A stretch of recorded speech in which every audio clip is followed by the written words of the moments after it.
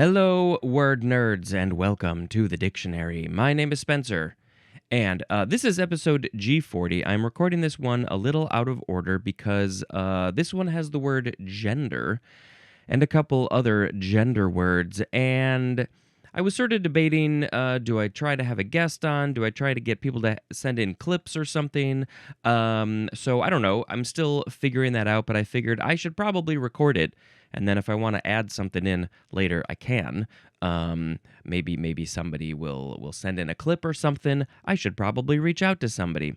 But the other thing that is very weird for me right now is that monitor, which is usually right in front of me behind my camera, is not working for some reason, and I don't understand why, and it's very irritating. There's a monitor over there, and that's where I can see myself. So sometimes I might look over there, and it's going to be very weird and distracting, but I'm going to try and focus on the camera, because that's you. That's where you are. If you're watching this, you're right there in the center of that camera. So, hello to you. Okay. Let's see. Where were we? Let's go back. Let's see where we were. The shrieking eels, princess. They always grow louder when they're about to feed on human flesh. No. You said that already, Grandpa. Oh, yes. I'm sorry. Here we go. The first word in this episode is gen. G-E-N. First form, noun from 1940. It is chiefly British. The synonym is the 2A definition for the word information. Information. Well, you might be wondering, why do you say gen instead of information? What's the connection there? Well, according to the British people, it is perhaps from general information. General, and just all the general generic information out there. And they just call it gen. Those British people. Hey, I need some gen. I need to know what's going on out there in the world. Give me some gen. Oh, hey, it's sound effect time. I shall go. Now we have the second form of gen. This one is an abbreviation for number 1, general, number 2, genitive, and number 3, genus. Hey, look at that. It's gen again. But it's not the third form because this one has a capital G. It's an abbreviation for Genesis, which that one's coming up later. I think I recorded that already. I'm like 4 or 5 episodes ahead of this one. What? Gen again? Gen again. This one is a prefix, so it's gen or geno, depending on the spelling of the word that it is coming before. This is for number 1. It means either offspring or race. As in, that's a word, genocide. It's going to be a little bit, I think, before we get to genocide, but I will preemptively shout out the genocide episode on ologies. Very important stuff, and I think that there was a follow-up to that one as well. And unfortunately, in this time of the world, there might need to be another follow-up later this year because shit's fucked. So genocide, it means race or offspring. In that context with the word genocide. Number 2, it means genus or kind, as in genotype or genotype. I don't know which pronunciation the E would take there. So yeah, this is from the Greek word genos or genos or something like that, which means birth or race or kind. And there's more at the word kin, so that's related. It's all similar people in a group, a class, a something. Okay, well, hey, let's just do it. We got gen again. This one is the suffix. Comes at the end of the word. This one could also be spelled with an E at the very end, so it could be either gen or gene, probably. This is for number one. It means producer, as in androgen. So producing would that be a hormone? Producing some sort of andro hormone? I don't remember all of my information. Number two, it means one that is produced, and one that is so produced. And I think that connects to the example, which would be cultigen. Cultigen. So would that be one that is produced from the culture or something like that? I'm not sure. They did not give an example of a word that ends with the gene suffix. So that I don't know about. Let's see. This is from the Greek genes, which means born. It's the suffix genes, akin to the Greek word genos or genos, which we just talked about, which means birth. So it's all connected, all related.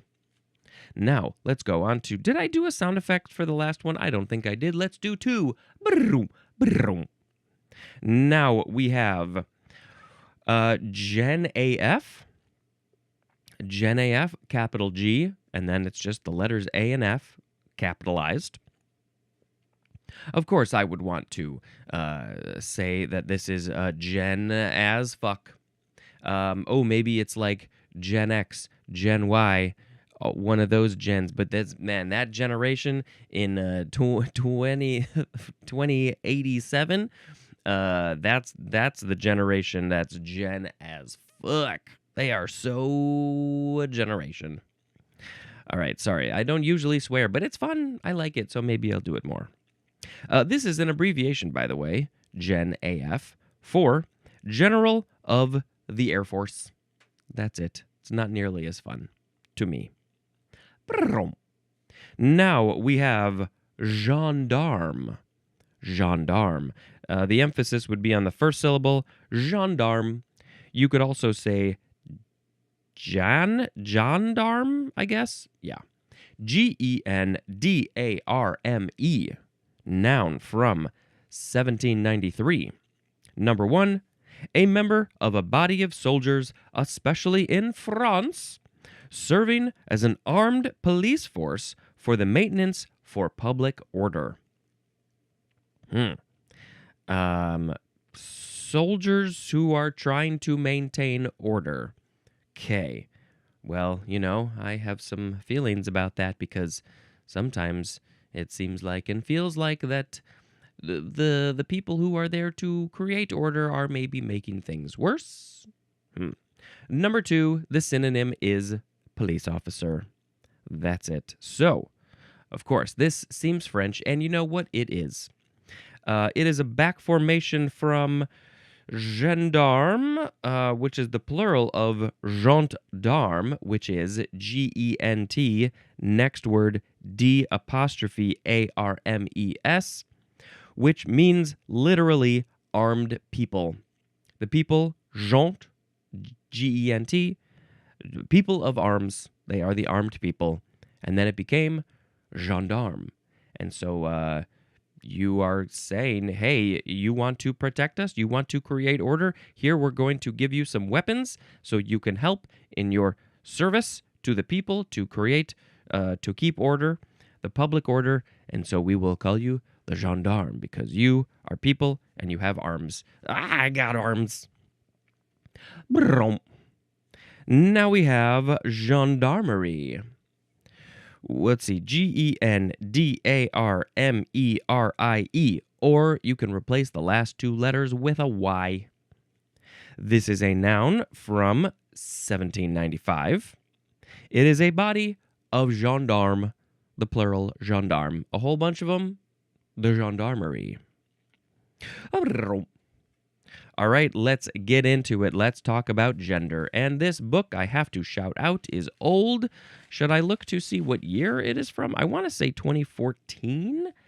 Don't know if that is accurate. Let's see. Where might... it's even older than that. Now this one says 2018, but this over here says 2003. So is this 2018? Let's just say that. I think so. Because There couldn't be, they wouldn't have put a future year anywhere, I don't think. So yeah, let's say 2018. It's not actually as bad as I thought. But then I saw 2003 and I was like, oh, it's worse than I thought. But, things have changed. Things have changed in the last, 8 years. Okay, so gender, first form, noun from the 14th century, 1A. A subclass within a grammatical class, like noun, pronoun, adjective, or verb, of a language that is partly arbitrary but also partly based on distinguishable characteristics like shape, social rank, manner of existence, or sex, and that determines agreement with and selection of other words or grammatical forms. So I believe what this is saying, in some of those languages out there, like Spanish, that some words have gender. I believe a subclass within a grammatical. We're talking about words and language and stuff. So of course that's the first thing I can think of. I don't really know of another context, but sometimes they're like, a table is male. Let's see. Let's look up. Now I have to use this other monitor over here. Examples of words in languages that have gender. So some of them make sense, but often they do not. And you're like, well, why is a table this? Why is a dog that? They're just what they are. Let's see, what is this page? This is the list of languages by type of grammatical genders. I don't know if this is exactly what I was looking for, but I found it. Let's see. Now, this is just literally a list of languages, I guess, that have those, that have gender in their words. It's kind of interesting that English doesn't have this, and I personally think that it's probably better this way, but that's my personal opinion. Let's see. There's a Duolingo page about gender. Here's the thing. Let's see. Here's an example. In Spanish, el carro es rojo. The noun carro is masculine, and so because of that, and your adjective rojo, red, it means the car is red, then that adjective gets changed to fit the gender of the thing that it is talking about. But if you talk about la mesa es roja, the word table, mesa, is feminine, and so then your adjective becomes feminine as well. So you always have to match those up. There's an example in Russian as well, but I don't speak Russian. Now, verbs. How about verbs? Let's do another Spanish example because I know it better. El carro estaba aquí. The car was here. So the word estaba, now, but you change it to the table was here. La mesa estaba aquí. The verb does not change. So the verb is like, I don't care. It doesn't matter to me. We're just talking about whatever the thing is. Is it an I or a you or an it or a we? And so it's the adjective connects to the noun to change. So I believe that this whole definition was kind of all about that kind of stuff. And I'm not going to reread it because it was a lot. But now we have to move on to 1B. Membership of a word or a grammatical form in such a subclass. Don't exactly know what that meant. Number 1C. An inflectional form showing membership in such a subclass. It's getting into the weeds of stuff that I don't know. 2A. Now, this is a very short little section, 2A and 2B, but it's probably the one that most people think of. And now here is, right off the bat, I have to say, I think this is wrong. And I think even in 2017, 2018, I think we know enough that this is, let's just say it, but I believe that this is not how we view things anymore. The synonym for 2A is the word sex. And the example is the feminine gender. I think we have learned enough, we've grown enough, we've evolved enough to know and realize that sex and gender are different, can be different, they can be the same, they can be different. You can identify as having one sex in your body, but your gender can be something else. And for some people, it changes by the day or maybe even by the hour. Most people are not like that, but I have heard of stories of people who are like, I'm feeling like my gender is feminine today. But no, but the next day or the day before, I was feeling that my gender was more masculine. There are so many different types of things, different types of genders out there that you can identify with. And I am so happy that our society, while it still feels very repressed, we have grown enough. We have gotten to a stage where we can realize, wait a minute, there are these different genders out there. It's not a binary. Let's just look up list of genders. Let's just do that because people have been feeling certain ways in terms of their gender on the inside, in their brain, their mind, their emotions, their heart. They have been feeling this way for hundreds or thousands of years, maybe longer, maybe animals too, but I feel less likely about animals. The American Indians, the Native Americans, the indigenous Americans, they have a whole gender that's two-spirit, and they are revered. This is a thing that has been around for a long, long time. And some people still have a problem with that. And I think that is ridiculous. And so this is a big list of genders. And wow, that's more than I was prepared for. And some of these might be in other languages, possibly. But it's a lot. This is a huge, huge list, and I cannot read them all. But in the very simple terms, well, there's here cis female, cis male, and then cis man, cis woman. That would be somebody who identifies as the same sex that they were born. I would be a cis man. Cis, I cannot remember what that stands for. Defined as a personal identity and gender corresponds with their sex assigned at birth. But a lot of people don't feel that. Let's find some kind of big words in this massive list. Agender. You don't identify with any gender. Androgynous, kind of similar. Let's see. Let's find some other ones that maybe some people have heard of, are aware of. Dual gender, obviously female. Then there's female to male.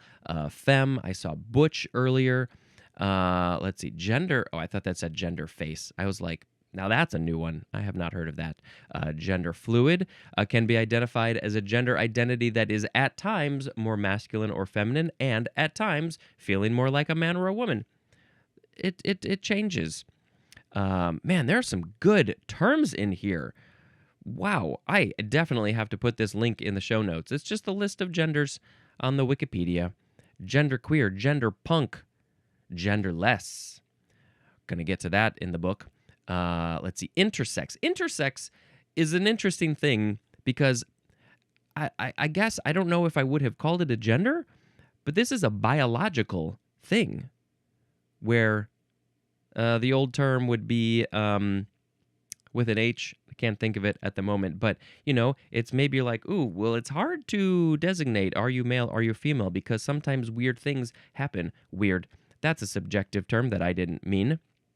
Sometimes things happen biologically that you're like, you've got these parts, but you've also got these parts, or you have versions of these, or changes, and it's like any possibility of something is out there. And of course, I will shout out the documentary.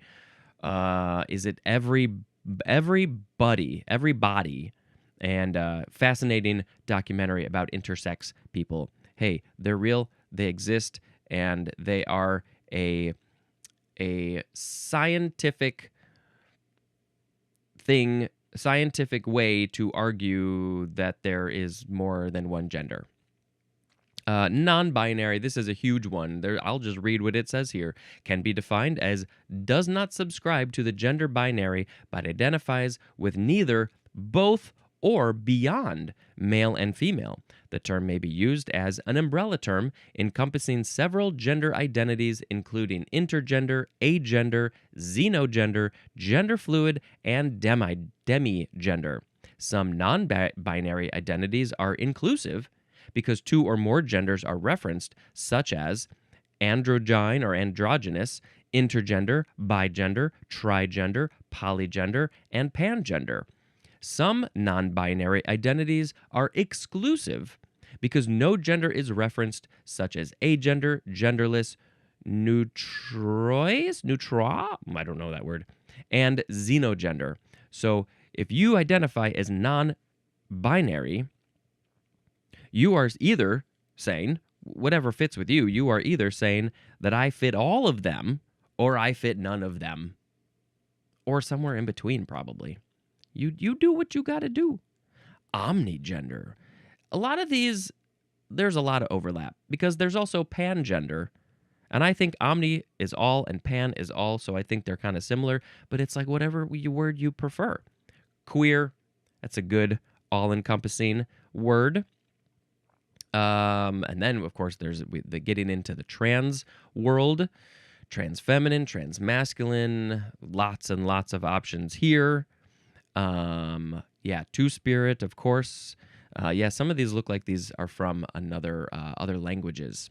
The last one has a description. It is xenogenders, which is spelled with an X. It can be defined as a gender identity that references ideas and identities outside of gender. This may include descriptions of gender identity in terms of their first name, or as a real or imaginary animal, or texture, size, shape, light, sound, or other sensory characteristics. And that is amazing. The gender conversation could go on for a very long time, and I believe that maybe I can reach out to some people to give a little short audio or video clip about their experience with gender, because I know many people who have transitioned, are transitioning, have identified, realized in their adulthood that maybe they don't really fit with what their sex is, what their sex defined at birth was, and they're like, that doesn't fit with me. That's not who I am. And so I think people struggle with this a lot. And it's sad to me that there are people in the world who would really like to explore this more, but live in a society, a town, a country, whatever, where it is, worst case scenario, if they come out in this way, they could be murdered, put in jail, whatever. And that's just not right to me. So, hey, it's Saturday. Good morning from the Lafayette Ridge here in California. I wanted to just do a quick video for Spencer Parks for his dictionary podcast in response to the entry for gender, G for gender.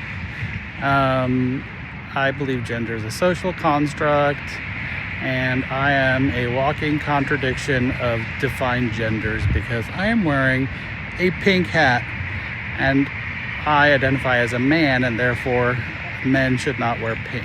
So I am a walking contradiction of defined social standards for gender. Hope this helps, Spencer. So back to the definitions.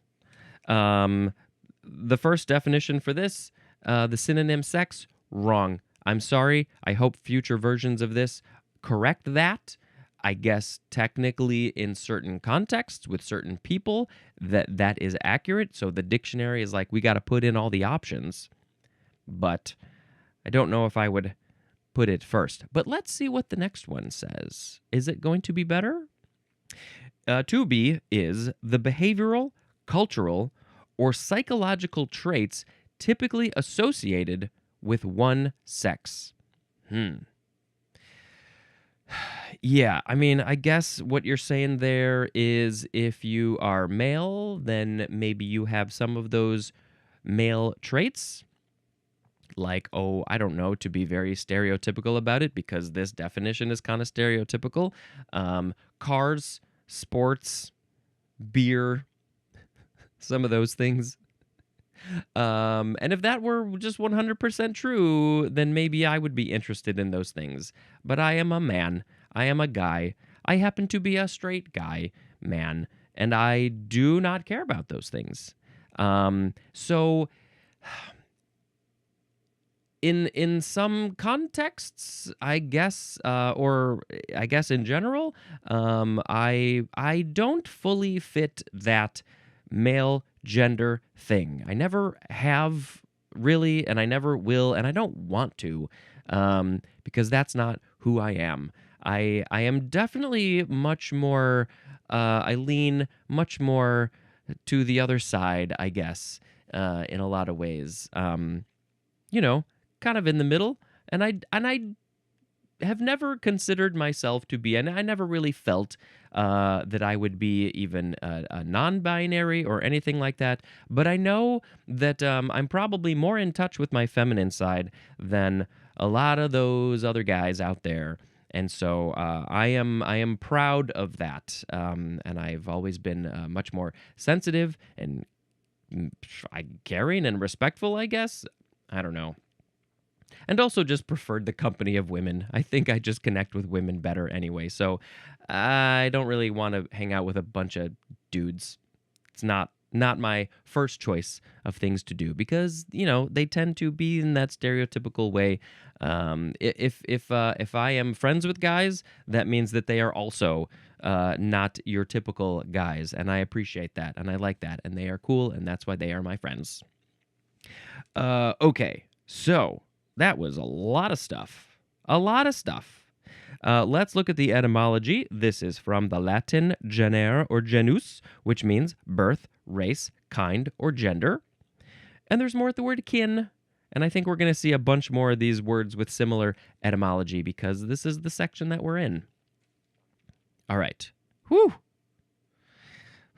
Let's move on to the second form of gender. Don't worry, this one is much shorter. It's a verb from the 14th century. The synonym is engender. And yeah, I think this is just, I think you could use this in a lot of different ways, but it's like if you are engendering something, you are giving it a gender. You are calling it, making it, whatever, maybe more masculine or feminine or somewhere in between. And so it's the action of doing that. And I honestly can't think of an example off the top of my head, so I'm not even going to try. This one seems it's more from the Latin generare. There's more at the word generate. So this is about creating a thing. So maybe it's not so much about the gender that we think of masculine, feminine, but something else, maybe. And I'm not going to go back to the word engender, because we're going to move on to gender bender. Bendin' genders? It's two words, noun from 1980. A person who dresses and behaves like a member of the opposite sex. Gender bending with a hyphen is an adjective or a noun. And this word was mentioned in this list. Let's see if it had any additional information. No, but there is a link to it. And, I think this is one of those words that's very personal. If you want to identify in this way, then by all means you should do it. Would you call yourself a gender bender? I guess you're like, I am changing what people think of as gender, because maybe I look one way, but I dress this way, I act this way. But you can see both happening at the same time. There's a wonderful picture of a person on this page who is, you can tell, is, I guess you would say, more masculine because they have a goatee. But of course, facial hair is a thing, but but they have on a lot of jewelry and some sort of fishnetty clothes and lots of makeup. And so they're like, yeah, I got all this stuff going on because I'm a gender bender. A gender bender is a person who dresses up and presents themselves in a way that defies societal expectations of their gender, especially as the opposite sex. Bending expected gender roles may also be called a gender fuck. That's one word, by the way, which is great and unfortunately not in the dictionary. But it's like, ooh, I just love adding that word at the end of gender. And it's just like hits so hard. It's so good. And it has so many meanings, I think. There's a lot of layers going on there. Gender bender. Okay. Moving on to gendered with an ED. Adjective from 1972.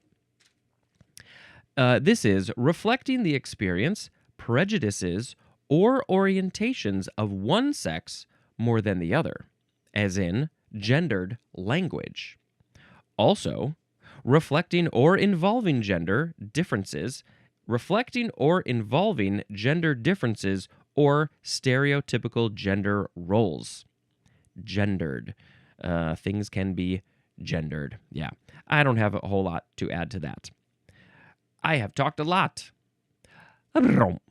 Now we have genderless. Genderless. Adjective from circa 1879. Number 1, lacking qualities typically associated with either sex. Some people would like to say, how could you be genderless? That makes no sense. And some other people are like, screw you. I got no gender. I don't feel that. Number 2, suitable to or for either sex. This could be for anybody. It's genderless. It doesn't matter. Agender could probably be another term. Like maybe bathrooms. A lot of bathrooms should maybe be genderless. Also, not reflective of the experiences, prejudices, or orientations of one sex more than the other, as in genderless language. Genderlessness, that is a noun. Genderlessness, that person, because they have no genders, they have a lot of genderlessness. That's just a funny word. When you add ness to the end of certain words, that makes them very funny to me. Genderlessness. How much genderlessness do you have? Well, I really identify as one gender, a very masculine gender, so I don't have so much genderlessness. Now we have the word gene, Gene. This is obviously a big one. It's got one long definition, which a few episodes from now I read because I wanted to remind myself because we were getting into some more gene words. But this one here is a noun from 1911.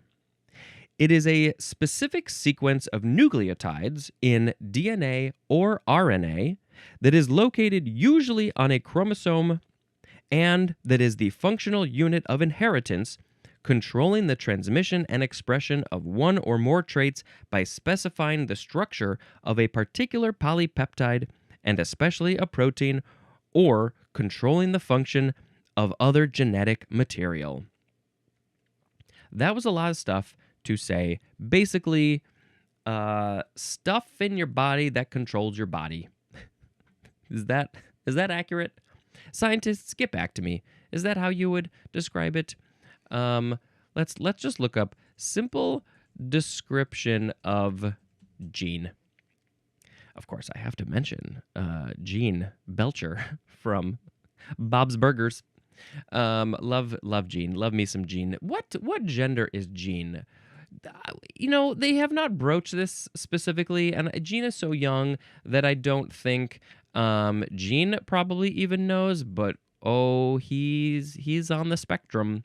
What gender is Gene Belcher? Here, we just got to look it up. They're not going to, they don't know. Gene Belcher from Bob's Burgers is portrayed as a boy, but his character is often interpreted as gender fluid or exploring gender expression, with showrunner Lauren Bouchard describing him as someone who doesn't care about labels and just embraces who he is in the moment, freely experimenting with traditionally feminine interests like cross-dressing, singing in girl groups, and wearing dresses without judgment from his supportive family. Oh, Gene. Oh, Gene. I love you, Gene. Okay, back to Gene. And now, see, that's a very long definition. I want a simple one. What is gene in simple words? This is what the Google says. A basic unit of heredity, a segment of DNA that carries instructions for building proteins or controlling cell functions, determining traits like eye color or making your heart beat. You get your genes from your parents, essentially, and there can be mutations, and basically it's like this is what your body is going to be, and that is going to have a huge effect on your life forever. It just is, because depending on how things go, and your environment. It's, like if you got a back problem. No, it mentioned heart. Let's talk about heart. If you have a heart problem because of your genes, it's a genetic thing. That's going to affect your life in a major way, probably. Maybe you could take medication for it. Maybe you have to get surgery. Maybe you could die early. Lots and lots of things. Your genes are, you hope you get good genes. Before you're created, you're like, oh, I hope I get good genes. I hope I get good genes. And then maybe you do and maybe you don't. And maybe you got a mix of good and bad. And maybe it's all depending on the situation. Sometimes it could be great. Sometimes it could be bad, depending on where you grow up in the world and what your environment is like. Oh, I think about these things a lot because it's like it just they have an effect. I think about nature and nurture, and of course this would be the nature side, and then the nurture side is who is raising you and the people in your life. And yes, I have spent lots of minutes in my life thinking about these things. Gene. Now let's move on to genealogist. It is a noun from 1605. A person who traces or studies the descent of persons or families. There is a part of my life, or if my life had gone a certain way, I probably would have become a genealogist. I would have become lots of different things because I like lots of different things. But there's one path in the multiverse that would have been really, really interested in this. I did some genealogy research with my family many, many, many years ago. And it's just fascinating to see where your family came from. But these people, these genealogists, they study everybody's families. Where they came from, what were they doing? Where did they go? Who did they see? Who did they meet? What toys were they playing with? What jobs did they have? Okay, now we got to move on to our very last word, which is related. It's genealogy. Genealogy. Noun from the 14th century. Number 1, an account of the descent of a person, family, or group from an ancestor or from older forms. 2, regular descent of a person, family, or group of organisms from a progenitor or older form. The synonym is the word pedigree.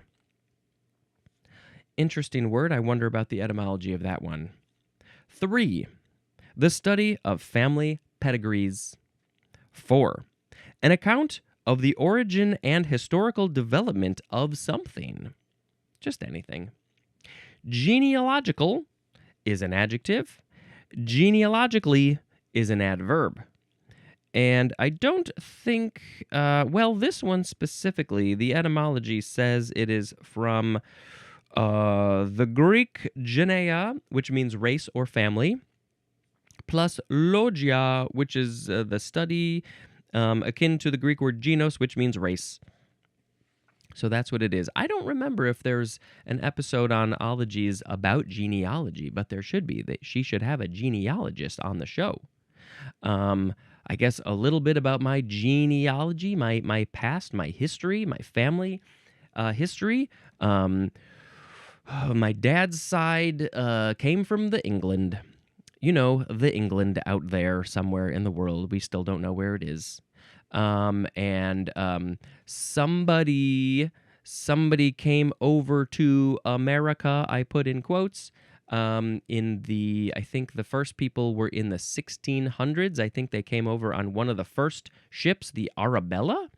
Um, there were people who came over in the 1400s, but the 1600s was pretty early. So we've been here a while. And I believe the son of maybe the guy who came over here, maybe he was still in England. And on his lineage, yeah, on his lineage, a very famous person came to be many, many, many years later, hundreds of years later, and that is Princess Di. And so the guy who came over here, I believe Princess Di and I are connected through that guy. Princess Di and I are connected through that guy. But, when you look back far enough, you realize, wow, we are just all related. So it seems cool, it seems unique, but there's a whole lot of us out there in the world. And so it's not as unique as it really is when you look at how connected people are. We're like 16th cousins or something.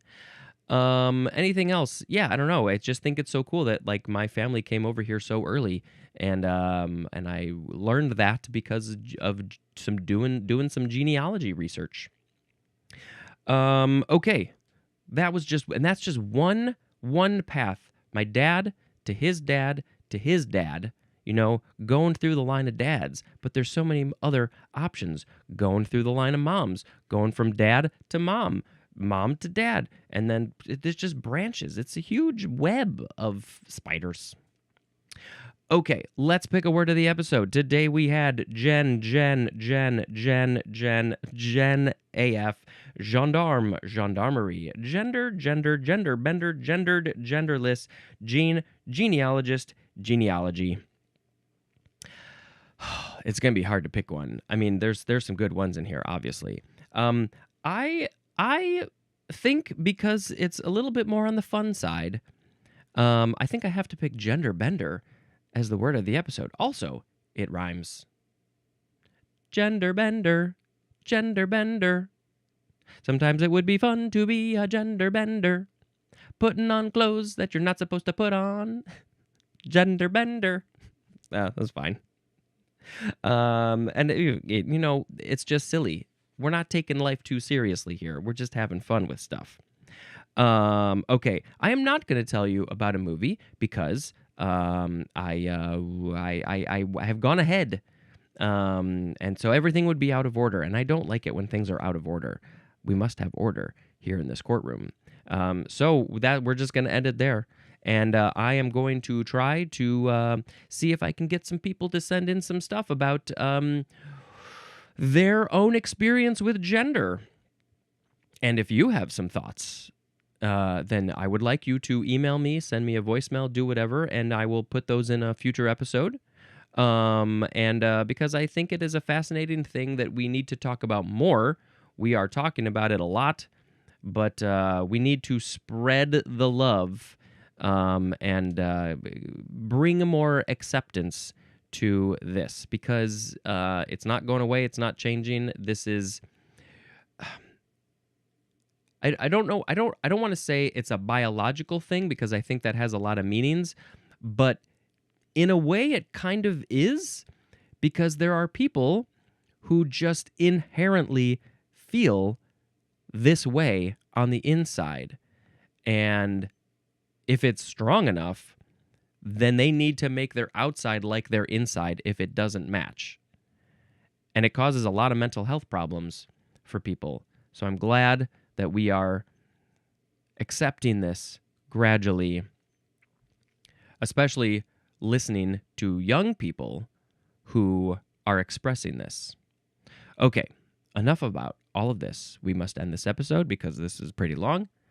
Thank you for checking out this show. Until next time, this is Spencer dispensing information. Goodbye.